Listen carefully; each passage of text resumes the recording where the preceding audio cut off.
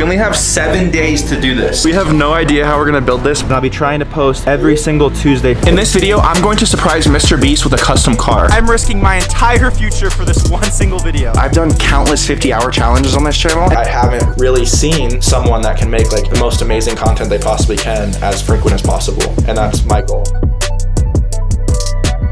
So most people know your channel, and I actually went back and scrolled through it, and I saw that 3 years ago was the last, like, that's the furthest that your main channel goes back on just the Matthew Beem channel. Yeah. But I know you started filming YouTube videos in 2010. So what channel is that? Do those videos still exist? And you said it was Call of Duty, I believe.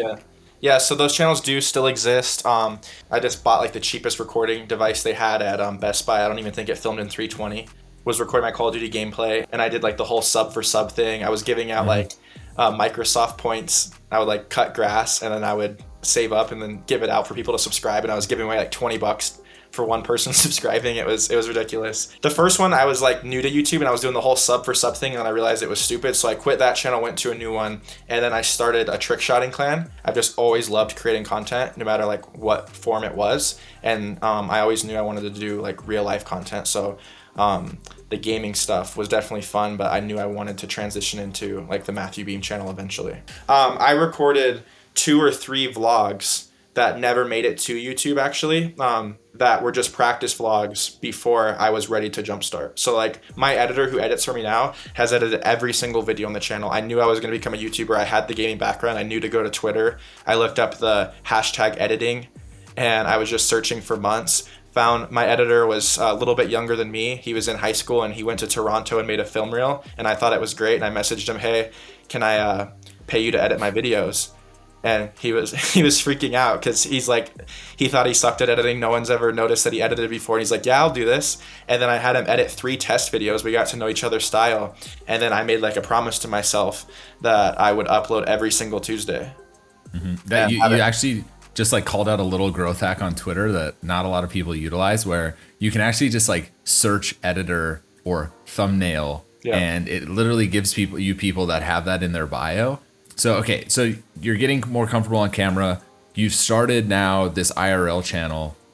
What did you learn from your previous YouTube venture, your previous YouTube channel that you brought to this channel? Because I would say from the moment you started that channel to now, it's been, probably a little over 3 years. Yeah. What you've accomplished on that channel in a little over 3 years is pretty remarkable. So I'm guessing you had learned a lot before you had then started that IRL channel. I think I actually, as odd as it sounds, didn't learn much from that first YouTube journey. It was more so working. So like when I first had the idea of wanting to do the YouTube thing, I was in high school, but I was like, first I'm going to get a job and make some good money because I know it costs money to have a YouTube channel. So I was working full time, and I was waiting till I was like 20, 21 and had some money so I could just go all in on YouTube. And I feel like a lot of it I learned was from my work experience. I see so many people, even like my gaming channel, we didn't upload that many videos and I kind of gave up on it early. What I noticed is like, there's a reason you don't become a doctor in one day. It takes a long time. I was a head painter painting cars, and it took me 7 years to get that position. I was going in at 4 a.m. every morning and leaving at 6 p.m. every night for months and months and months, no raises, and the goal is just to become that painter. So what I realized was from my work ethic, I was like, you just have to grind and you're going to learn and it's going to suck. And that's why I went into it and I was like, I'm going to upload every Tuesday, because if I don't and I quit, then I'll never get better. Do you feel like it's clicked for you yet, or do you feel like you still have a long way to go? I feel like it's definitely clicked in some way, but I think always I have a long way to go. I think everyone does. You can always grow. Even when I'm talking to my team, I'm blessed to have a lot of amazing employees around me now and stuff like that. Even Mr. Beast or like YouTube, this game hasn't been around that long. So we're all learning and adapting. So I think that it's definitely clicked and I understand it, but I think there's so much to learn always. You said team. Like, what does that team look like, and how have you found most of those people? So luckily, my friends are just super amazing and they've always supported it. My family, my friends, like pretty much almost every person we've hired so far were people that I've known for a long time. I was able to recently bring my mom on full time, got my sister working with me, all of my closest friends. And now we're starting to kind of hire out from the team. Since we do like a lot of building and stuff, I kind of go back in my memory and think of like high school of like kids that were really talented in like woodworking or art class, and then we'll hit them up and be like, hey, you want to do this? And like, yeah, and they've been really talented and done some amazing things. So I think we're just in the figuring it out stage, you know. I've recently started renting a warehouse. We've only been there for 3 months. 6 months ago, I didn't have 100,000 subscribers. So there's so much that has changed. I was an employee 6 months ago. Now I run a company with 9 employees. Is it overwhelming for you right now? Yeah, 100%. Very, very overwhelming. Like, how stressed do you get end of the week? Like, you've done filming the video, now it needs to get edited to get posted on Tuesday. Like, what's that stress level? Like, I can't explain it. Like, I felt like my eyes were open last night and I couldn't see. So I guess we'll get, like, this video probably won't go, the video I'm talking about won't go out for a little while, but we'll give everybody that's watching a little early sneak peek of what we're doing. But we're building a 6-foot tall Lego Iron Man out of like the little individual Iron Man bricks. It is a way bigger project than we ever anticipated. Every layer is taking about 2 hours, and there's 450 layers. So we're talking about an 800-hour project, and we were only 2 weeks ahead on it, and we're just like, whoa. We've been working on it for a while, and now it's this Tuesday's video. And it would be the first time I ever miss a Tuesday, and I'm absolutely freaking out. And it happens quite often. We have no idea what to do, but then I'm so obsessed with it that we pivot. And I was like, okay, guys, keep working hard on the Iron Man project, but I'm gonna figure out a way to pivot. So I just like closed my eyes for 2 hours and thought. And after I get off this call with you, I'm gonna book a ticket to Dubai, and I'm going to go on the world's most expensive seat. And the entire time I'm on it, I'm gonna edit. And then when I land, send it to my editor, he'll finish it, fly home, and then we'll finish the Iron Man project so I don't miss a Tuesday. Wow. Post that. So it's very stressful. Back in the day when my videos weren't this crazy, I would edit at 4 a.m. The reason why I do that is there's multiple reasons. I feel like the first time I miss it, I feel like once you cross that line of doing something, then it's easier to go down that path of like, well, I missed a Tuesday once, so why not again, and stuff like that. I want to hold myself accountable.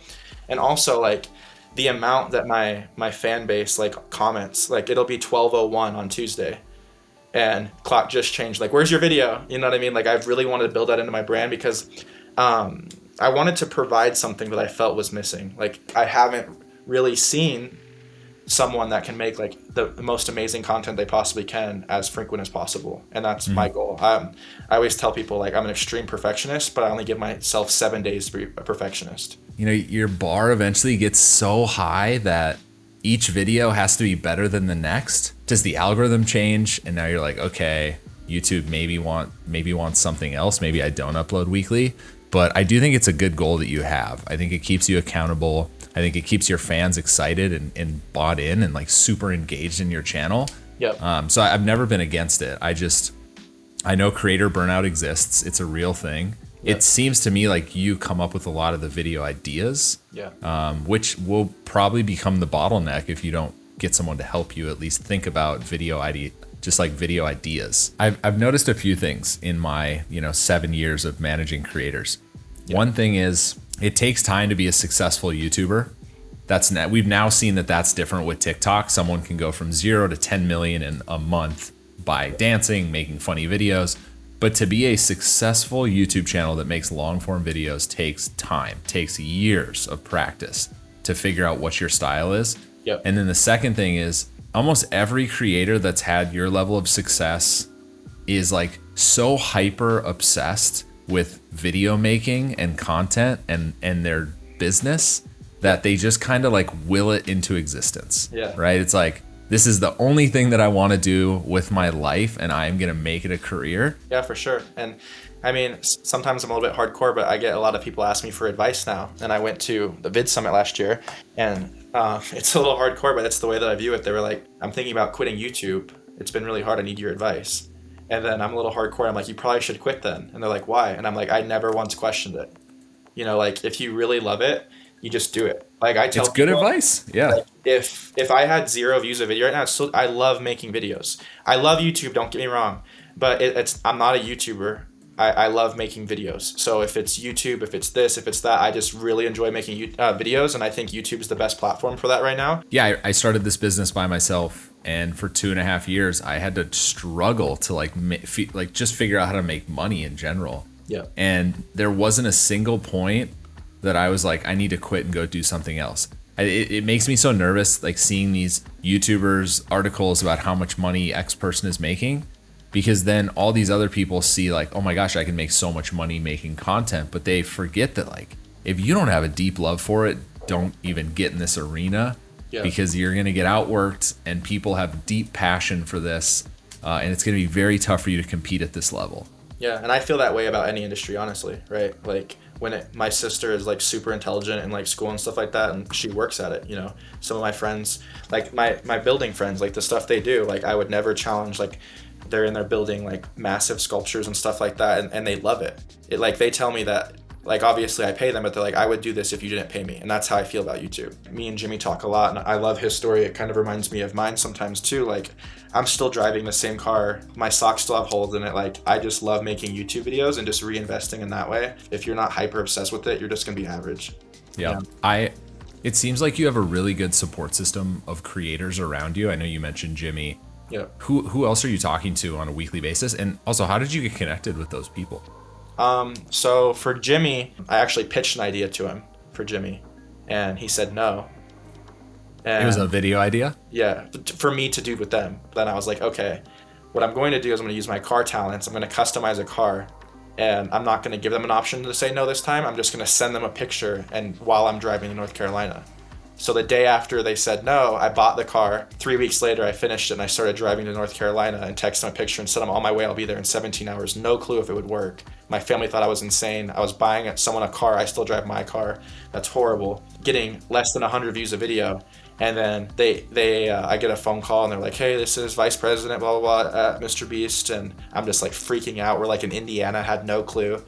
And we just been blindly driving. And then I was lucky enough to meet him, and we talked, and apparently he said he saw the picture thing, and he was watching me from afar to see what I would do and stuff, and then we kind of kicked it off from there. So that's how I met him. But one of the other closest YouTubers I'm friends with is Zealous. He taught me about the YouTube algorithm before I was just making videos, and then one day he's like, you're kind of talented, but there's this thing called the algorithm, and I was like, nah.